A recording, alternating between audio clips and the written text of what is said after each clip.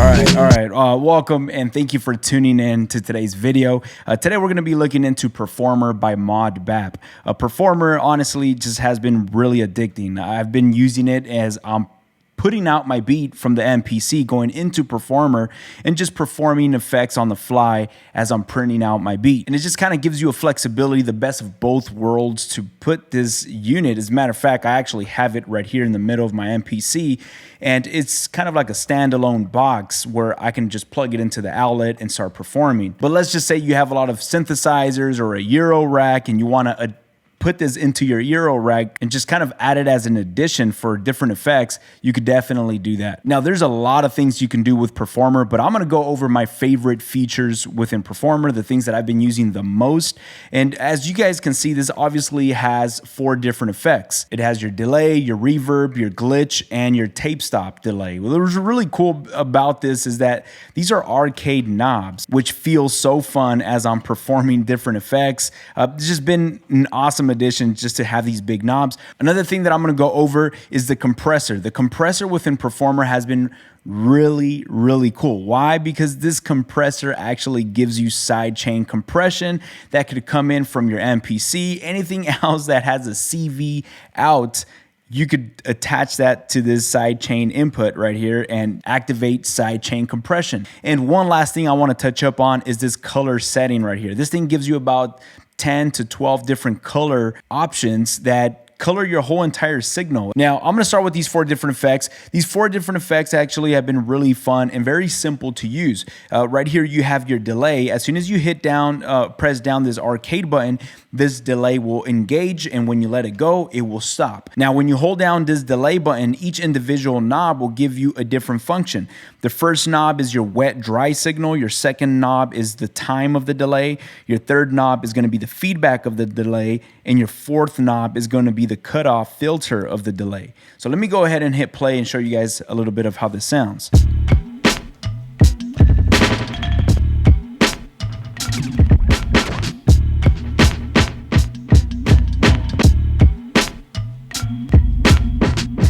And now moving over to your reverb, this is actually really fun because I use this a lot as I'm kind of throwing out a reverb every now and then I'll cut it right back off. If you hold it down, we'll hear that reverb.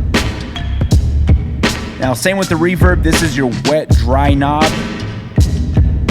This is your time of the reverb, how long you want it to extend. Your decay. And then your pre-delay.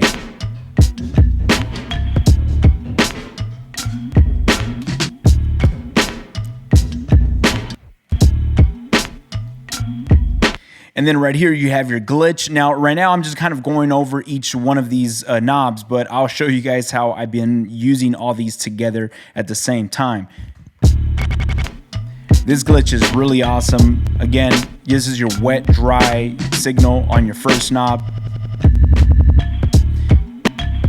Knob 2 is gonna be how fast it cuts off and repeats.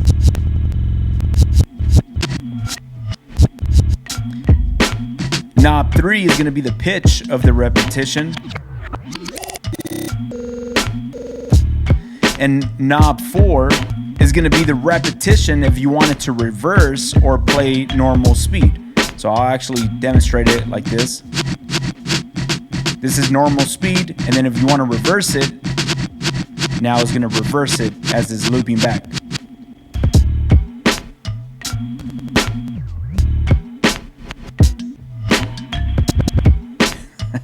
That's one of my favorite ones right there. And the fourth button, this one's actually the tape stop. And I'm glad that they put tape stop right here because this is one of the effects that I would use the most with other devices. And it's so easy to just access it right here.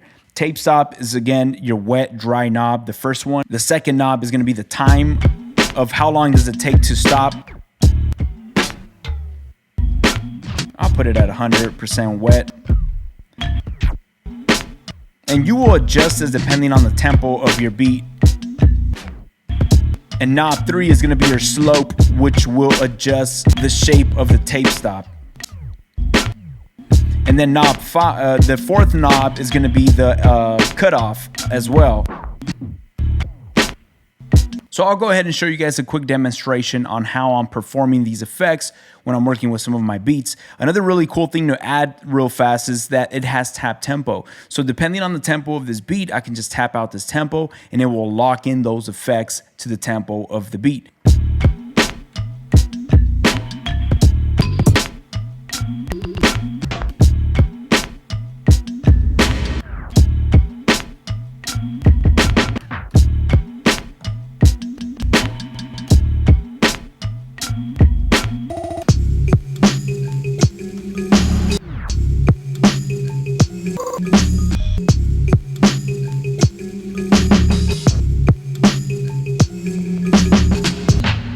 All right, so as you can see, it could get pretty addicting just to have fun and interact with your beat as you're creating different sequences in your MPC. One thing that has happened to me, I don't know if I'm the only one that this happens to, but is if I create one sequence, then I create a second sequence, sometimes it could get very repetitive. We're not working in a DAW, so in a DAW, I can go in there and nudge out and cut. There's a lot of flexibilities and benefits when you're working in a DAW, but since we're working in standalone 100%, to add some of these glitch effects, reverbs, throw some delay and tape stop. Every now and then, whenever you want to switch things up, this has come in handy, and that has made my beat kind of come to life whenever I need to switch it up just a bit. Now, another really cool thing about Per4mer is this color section right here. This color section, I think it gives you up to 10 different color options, and what these color options do, as a matter of fact, I'll hit play and let you listen to some of these different colors that it adds. Now, I don't know each and every color name off the top of my head, but I'll let you listen to the saturation and texture that is adding to the overall beat. This right here is one of my favorite features right here. This is like a 12-bit, so as you can kind of listen to like a 12-bit sound, so it kind of makes it really lo-fi. Another really cool thing about this color feature is that if you hold down color, as you're holding down color, you go to this first knob and you can dial down the intensity of how much of that effects or color you want to give to your overall sound.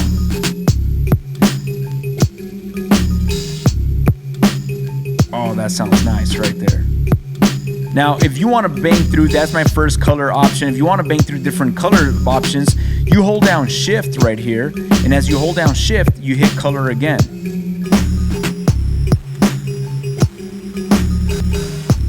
Now, I believe this is like the lo-fi effect. You hold down lo-fi or that color button and you go to knob 1, you can dial down the intensity. Or you could bring it back up. Okay. What I like to do is kind of perform that. Yeah.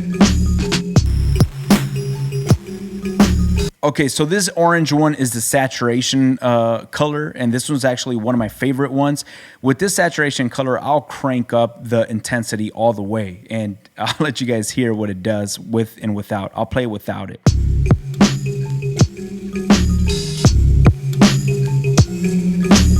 It just adds so much body and warmth to the overall mix. I love it.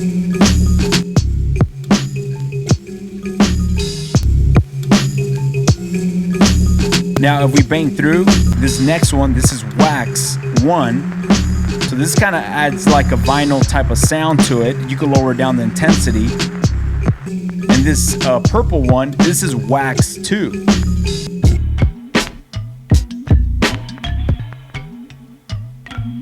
So it adds like this wobble effect to your overall sound, which sounds really cool to engage it and disengage it every now and then.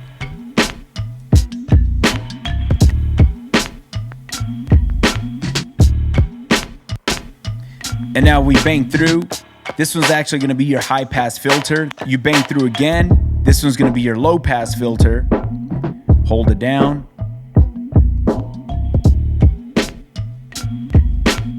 And then you bang through. I think this is the last one. This is pink noise. It's actually funny. I'm going to turn this off, but this is another one of my most used effects, the pink noise, believe it or not. But I like to just hit play on my beat, and I'll cut off my sample and engage the pink noise on top of the drums, and then bring it back in.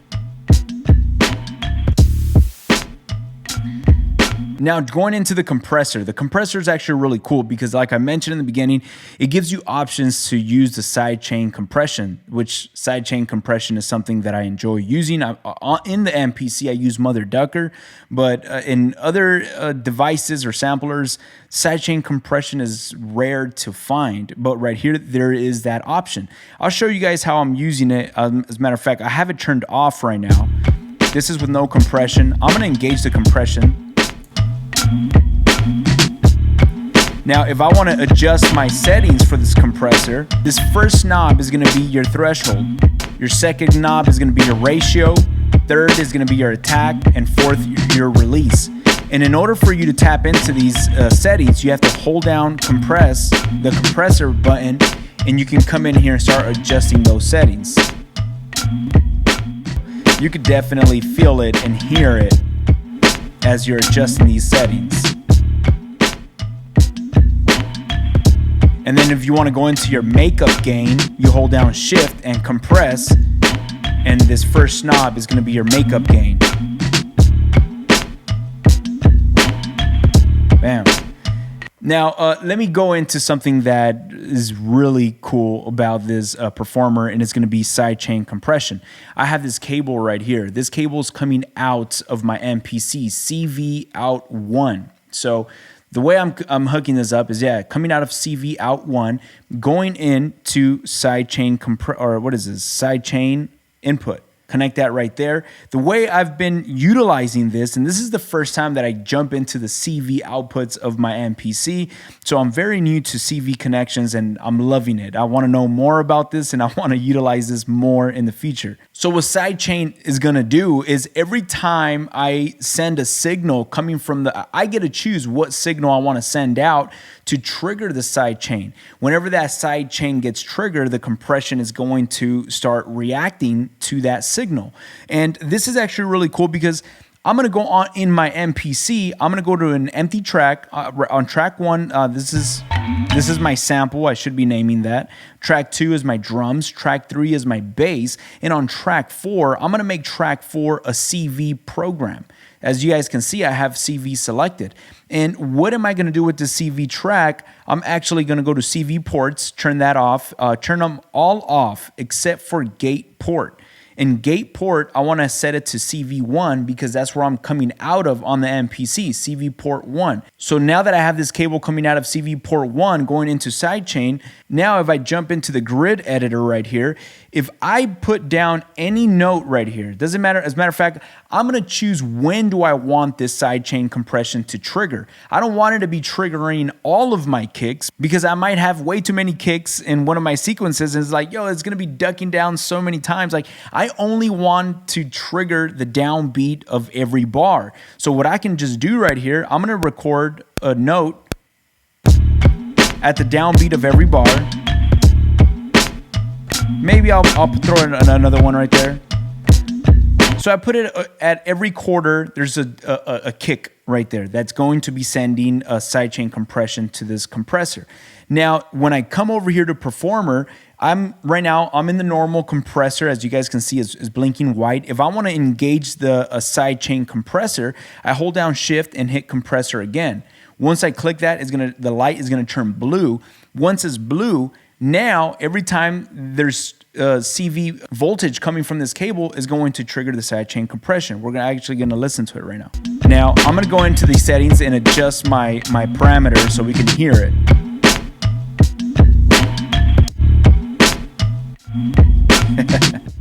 Obviously, I'm pushing it hard right here.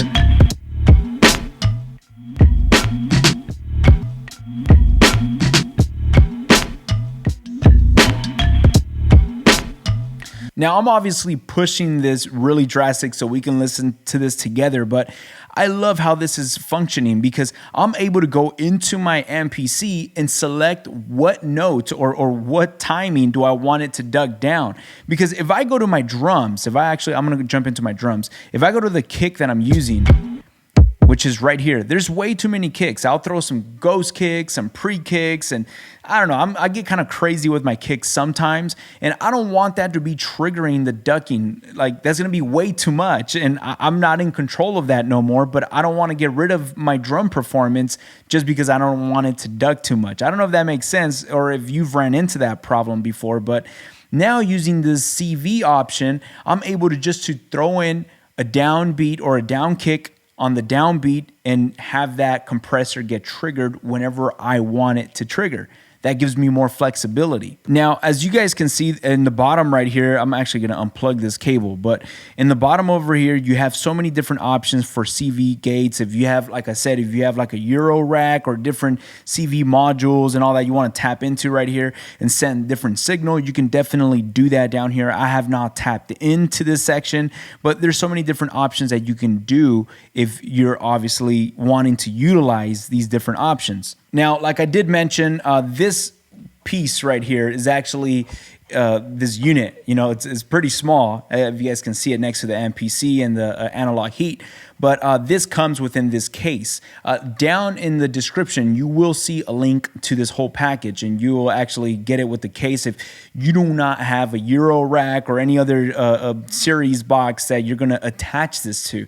But if you already have like a Euro rack or a device where you can attach this and just connect it, you don't have to get this box that it comes with. But this box is actually really cool because you could have your effects module, which is the Per4mer, and then coming out of this Per4mer, I go into this little small mixer, which gives me an extra gain control, and you can plug in your headphones. Coming out of this little mixer, I go into my analog heat, or you can go into your DAW and just print out your music like that. Overall, this has been an awesome addition because it allows me to add some life to my music, and not only add some life to my music, but coloration to the entire mix, which I'm a big fan of, adding different tones and textures to my overall mix. So I'm gonna leave you guys right here, and thank you so much for tuning in and hanging out with me in this video. I'll catch y'all on our next video. Peace.